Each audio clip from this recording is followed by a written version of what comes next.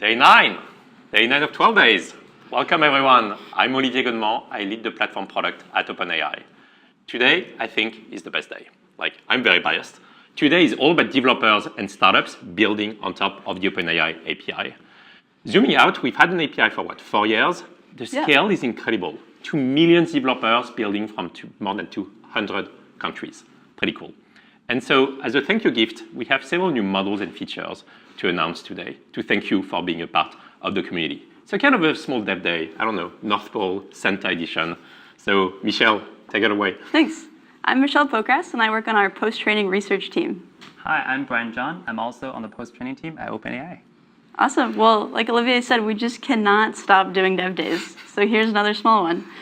Today, I'm super excited to tell you that we're launching O1 out of preview in the API. Since we announced OpenAI O1 preview in September, developers have been building super cool stuff on the API. Agentic applications in customer support or financial analysis. And also, it's just a phenomenal coding model. So we've been really excited to see that. But we've also heard feedback from developers that you're missing kind of the core features that you've come to expect on our API. And today, we're launching them in O1 in the API. So we're launching function calling, structured outputs, and developer messages. And developer messages are a little new. They're a new spin on system messages, and they're actually part of our instruction hierarchy work to teach the models which kind of instructions to follow in what order. So the developer message is controlled entirely by the developer and used to steer the model. Finally, we're also launching reasoning effort. This is a new parameter that tells the model how much to spend time thinking. It's really helpful to save a little time and money on easier problems, and then you can spend more compute on the hardest problems where you need it. I said finally, but that's not true. We're also launching vision inputs in the API. Awesome. People have just been really asking for this, and we think it'll help a lot in cases like manufacturing or science. So super excited to see what you build there. But actually, let's see a quick demo. Yeah. All right, let's walk through a live demo to see some of the O1's new capabilities in the API, starting with vision. So for that, I've prepared the photo scans of a tax form that I filled out with some fake data the other day, but I had some mistakes in there. And I wonder if O1 can help us detect the errors in the form. But just a quick note before we get started, while O1 can help us detect errors in forms like a tax form, it is not a substitute for professional judgment, of course. Of course. All right, I will open up our developer playground, which is a really nice UI for experimenting with OpenAI's models in the API. At the top, this is our newly introduced developer message. This is where you can provide the model with some high-level instructions or sometimes detailed instructions on how it should behave as a model. I have a pretty simple one here. And then I uploaded the images from my form and asked the model to spot for errors. While O1 is thinking, let's jump back to my form to take a look at the errors that I had. So the first error I had is on line 11 for calculating adjusted gross income, AGI. I was supposed to subtract line 10 from line 9, but I did the opposite. I used addition. We've all been there. Well, It happens. I got a little too excited every time I see the word AGI. The second error is I used the wrong standard deduction. Looking at the chart on page 4, standard deduction depends on both the filing status and also the number of checked boxes on page 1. So this means for O1 to figure out the correct value for standard deduction, you need to reference content for 2 other images. Let's see what the model get back to us. All right, let's see the model. Great, it noticed the arithmetic error on line 11. I was supposed to use subtraction, that's good. And it also noticed the standard deduction amount is incorrect, which is also right. And based on that, of course, I need to adjust my taxable income and subsequent tax. All right, after fixing those 2 errors in my form, I know my taxable income now arrives at $9,325. Next up, I will ask the model, based on the information from the form, how much income tax do I owe if my taxable income is this? So what do you think the model will do here? Really hoping it gives us a good answer. Well, O1 doesn't have access to the latest up-to-date 2024 tax table, but it does have access to a set of functions we provided on the right. Functions are a way for the model to interact with your backend APIs. So here we can take a look at one of those functions. So we provided, it's rendered in a JSON schema, and we provide with a high-level description for what the function does, and the set of arguments the model needs to provide to call the function. So this is our function calling feature. Makes sense. So the model calls this function. We can call this on the back end, get the correct tax data, send it back. Exactly. Looks like the model called the correct function here with the input pulled from the image. Does the user see any of this? Not really. So this all happens in the backend of your app.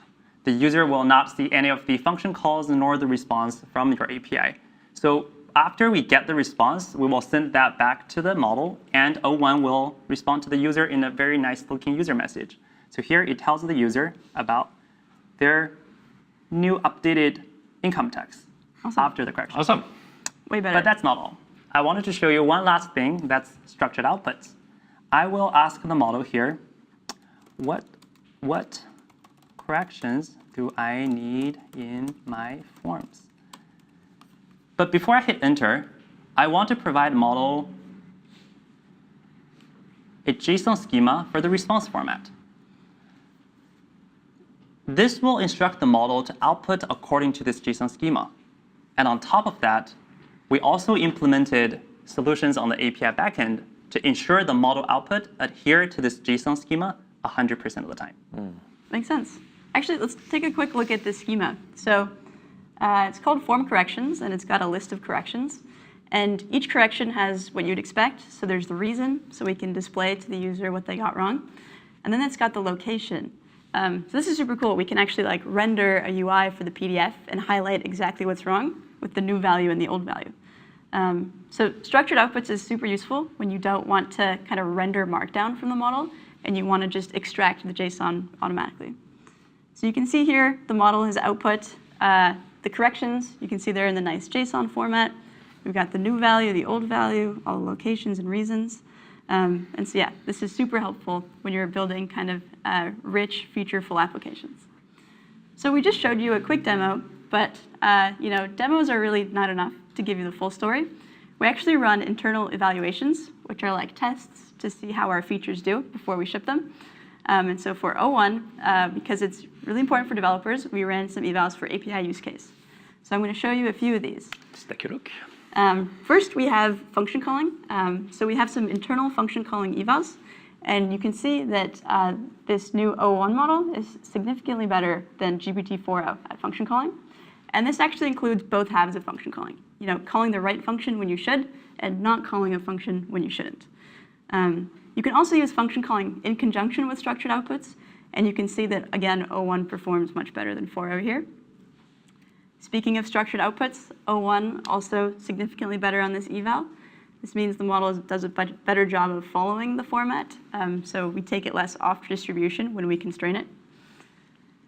Next is coding. Everyone's always talking about coding. LiveBench is an open source coding eval, and we're excited to see that O1 performs much better than O1 Preview and 4o on this eval. That's awesome. That's a huge jump. Yeah, and then finally we have Amy. And on this eval, you can see that O1, again, significantly outperforms O1 Preview. But actually, the interesting bit here is that we have on the right O1 with structured outputs. So when building structured outputs, we really wanted to make sure the model performs just as well when using structured outputs as without. So you can see that the reasoning capabilities are maintained even with this feature. So you can use it in your application and not have to worry about the results. Awesome. So those are the evals. But beyond the evals, there's actually a really interesting change in latency. So O1 actually uses 60% fewer thinking tokens than O1 Preview, Nice. which means it's much faster and cheaper for your application. Finally, we've heard a ton of demand from you for O1 Pro in the API, and I'm sorry to say we don't have it now, but our elves are hard at work back at the lab, and it should be coming soon. We're working very hard on it. Cool. Awesome. Thank you so much, Brian and Michelle. To recap, O1 in the API function calling, structured output, developer messages, image understanding. We'll start rolling out to tier 5 customers starting today. You will receive an email, and it will take us a few weeks to get to everyone. So O1 is not the only model that we shipped recently. We've had a lot of excitement on the real-time API. How do you have like natural human-level latency speech application? So Sean, give us an update. Hey, I'm Sean, and I'm here with... I'm Andrew. And I'm here to talk about the real-time API. So if you've never used the real-time API before, it lets you build real-time voice experiences with OpenAI. So think you can build your own ChatGPT advanced voice mode. You can add AI assistants. You can do all these really cool things with AI. And today we have WebSocket support. So you can do server to server and send voice and get responses back. But today, what we're announcing is WebRTC support. And that's really exciting for 3 reasons. The first is that WebRTC was built for the internet. So if you've done conferencing, if you've done low latency video streaming, that all uses WebRTC. And that handles the constant changing of the internet. It'll change your bit rate. It will do echo cancellation. And so what's exciting is now real-time API gets all of these benefits. So if I build an application, things are way easier and it just works. So to lead that in, I'll show you a little demo application to show you how easy it is to do. So here's a little HTML, and just to give you a structure of it, we have an audio element, we have a peer connection. And what the peer connection is kind of this one-to-one connection between you and the real-time API. And so what we're doing today is we're creating this peer connection, and we're saying when the real-time API sends you some audio, put it into that audio element. Next, we capture the microphone, and we're adding it to the peer connection. So we're saying we're going to send one audio stream to OpenAI. And then now that we've set up this peer connection, we do an offer answer. And what the offer answer does is it collects up all the information locally. You send it via an HTTP post, and then we respond. And WebRTC then goes and does everything for you. There's no handling of congestion control or capturing the audio or any of those other things you had to deal with before. That's awesome. So how does that compare to the previous WebSockets integration? So if you were doing WebSockets before, this code would probably be between like 200 and 250 lines of code. And you would have additional problems on top of that. You'd have to handle back pressure and all these things. Like it's one of those problems that you don't realize how frustrating it is until you finally go to production. I see. So let's actually run the code and see what it looks like. So here's the code, my audio element. I'll refresh the page. Hola, ¿cómo estás? ¿En qué puedo ayudarte hoy? How many days until Christmas? Christmas is on December 25th, and today is December 17th. That means there are 8 days left until Christmas. Nice. Always exciting when a demo works. Okay. So yeah, so that's all it took is that. So you just copy pasted the 12 lines, you execute the script, and that's it? Yep. And we'll put this code out, and so you can just go and grab that. The only thing that you would have to change is your API token. And so you can go and download this code and run it. I'm really excited to see what people build, as we make it way easier. Okay. So the next thing I want to talk about, I'm going to have to bring out a little friend. So I wasn't able to get an elf on the shelf this year, so I got a fawn on the lawn, a new official toy. So fawn on the lawn has a microcontroller in it. And to give you a sense of, here it is, before I plug it in, here's how big this microcontroller is. Absolutely tiny, like the size of a penny. So I've got the microcontroller in there, and I'm going to plug in, and we'll see what happens.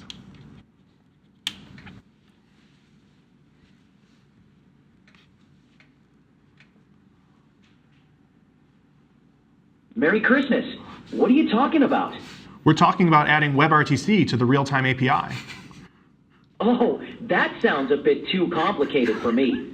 How about we talk about something more fun, like delivering presents? There's nothing quite like soaring through the sky to bring joy to everyone on Christmas Eve.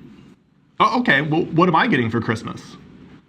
Oh, I'm not supposed to spoil the surprise, but I think you might be getting something very familiar this year.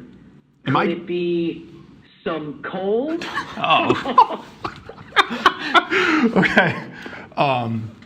Cool. So we saw it using the real-time API in the reindeer. So, but that's just like a tip of the iceberg with all the use cases that you can build. So with something this size, you could put it on, a wearable device like glasses. You could put it into cameras and microphones around the house. So you can have like context-aware assistance. I am so excited for what people build because with this SDK, all you have to do is set your token and set some details about your Wi-Fi and it connects. Like these are microcontrollers that you can get off from like any major retailer. You plug it in USB and that's all. Like I really think that 30, 45 minutes, people can start doing building this up. There's no soldering, there's no hardware. We just have a speaker plugged into a headphone jack. That's super cool, super cool. And we have other updates to the real-time API. Number one, we heard your feedback on the cost. We are dropping the cost. So from now on, GPT-4o audio tokens will be 60% cheaper than before. And we are also shipping support for 4o mini in the API. And 4o mini audio tokens will be 10x cheaper than the current price. The second thing is that we're shipping support for a Python SDK for the real-time API to make it even easier to integrate. And lastly, we're making some API changes to make it easier for you to use function coding and guardrails. So all of that, we hope, and we cannot wait to see the kind of applications that you're going to build. All right, we talked about models, we talked about API. Would love to talk about fine-tuning, customization. That's one of the big needs from developers. They want to customize the models for their own use cases. What do you have, Andrew? Yeah, so unfortunately, I don't have a reindeer to share. That's fine. But we are excited to announce a new method of fine-tuning available in our API called preference fine-tuning. And we'll be using a method called direct preference optimization, which is designed to help you create models that better align with user preferences, which should hopefully give increased performance where user feedback plays a critical role. So you guys have been shipping a ton. You're on fire for the past few months. But we've had an API for a year, a fine-tuning API. What's new? What's the difference? Yeah, so currently in our API, we have supervised fine-tuning and the newly announced reinforcement fine-tuning. Most of our users have been using supervised fine-tuning to tailor our models for their use cases. And in supervised fine-tuning, you provide the exact input and output you want the model to have. So if you're creating a user chatbot, you'd give it the user messages and then the exact response. And preference fine-tuning is a little bit different. So instead of the exact input and output, you're going to be giving it a pair of responses where one is preferred over the other. And then our fine-tuning process will optimize it to learn the differences in those responses. And those differences could be things like response formatting, stylistic guidelines, or even abstract qualities like helpfulness or creativity. I see. So typical use cases would be what? Customer support, copywriting, creative writing? Yeah, exactly. So if you see our models maybe are a little bit too verbose, or they're giving irrelevant answers, this fine-tuning can help guide it toward more concise and relevant responses by emphasizing the preferred behavior and then de-emphasizing the unpreferred ones. Another really good use case might be content moderation. So for example, if you have a specific style or tone you want your organization to have, preference fine-tuning can help guide it toward that. But yeah, let me show you actually how easy it is to start fine-tuning in our API. So here I am on the platform UI, and I'm in the fine-tuning tab. So when I hit create fine-tune, now you can see that there's a new drop-down for method, and I'm just going to select direct preference optimization. Next, I'll select the base model. In this case, I'll select GPT-4o. And then finally, all I have to do is upload the training data. And like I mentioned before, the format's a little bit different, so I'll go through a quick example. In this example, we're asking an assistant what the weather is like in New York City and providing it 2 pairs of responses, like I mentioned. And maybe we're making a chatbot, so we want it to be a bit more conversational. So in the preferred response, it's a bit more verbose, and then also responds in Fahrenheit. And the unpreferred response is much more concise and responds in Celsius. So I'm going to take these examples, put them in a JSON-L file, where each example is going to contain the input messages, the preferred output, and then also the non-preferred output. So I'll go ahead and upload the data now.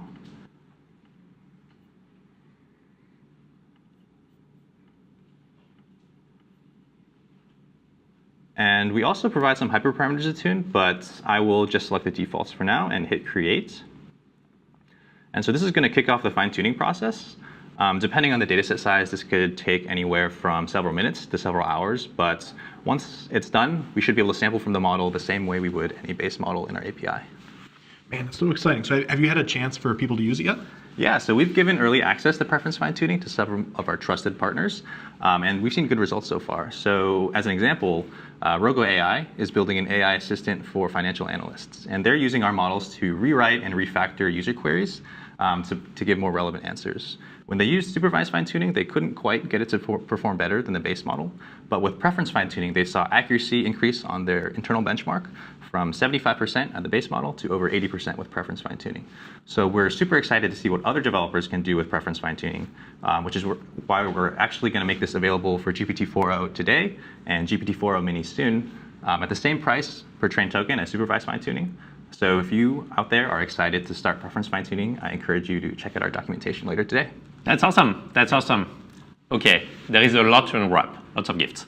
We started with O1. O1 in the API with the full production feature set, such as function calling that people expect, starting rolling out to tier 5, starting today. Then we talked about the real-time API. New API, simpler WebRTC integration, and price drop. And now we're talking preference fine-tuning to make it easier to customize models for your use cases. And that's not all. The team is non-stop shipping. They shipped a few new things today, and so I wanted to show you a few smaller things which are coming up. Number one is we care a ton about the developer experience and product quality. And so we're going to ship, to announce, starting today, new SDKs. We have official support for Go and Java SDKs. You can find them here. Please give us feedback. Similar to the Python SDK and the Node SDK, they support all the API endpoints that you need on OpenAI. So here's the Go one, and here is the Java one. Number two, we care a ton about simplicity. I'm not going to go through the whole flow, but we have a new login, sign up, and flow to get an API key. So there is no need to, sign 5 terms of services. You get an API key in just a few seconds. Next, we did a bunch of dev days around the globe for the past few months. So actual conferences, we loved it. I think the content was amazing. And so we just released today the talks on YouTube. So go check out the OpenAI YouTube channel, and you can find a bunch of pretty cool content. Lastly, all of that was a lot. And so we're going to do an AMA. Ask me anything starting today with the presenters, the API team at OpenAI for the next hour. So please come and ask us any questions that you would like on the developer forum, the OpenAI developer forum. Last. Sorry, I have a bad joke. We talked about call quite a bit. You know how Santa has a naughty list, of kids who are naughty. Why was structured output on the naughty list? I don't know. Tell me. Santa heard it was a schema. On that note, see you tomorrow for day 10 of 12 days. Bye.